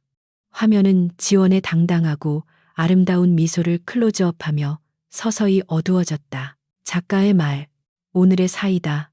참교육. 시원하셨나요? 현실에서도 이런 멋진 영웅이 나타나 답답한 속을 뻥 뚫어줬으면 좋겠습니다. 여러분이 생각하는 진정한 힘은 무엇인가요? 댓글로 여러분의 생각을 남겨주세요. 이 이야기가 마음에 드셨다면 구독과 좋아요, 그리고 알림 설정까지 부탁드립니다. 다음에도 더 짜릿하고 통쾌한 이야기로 돌아오겠습니다. 감사합니다.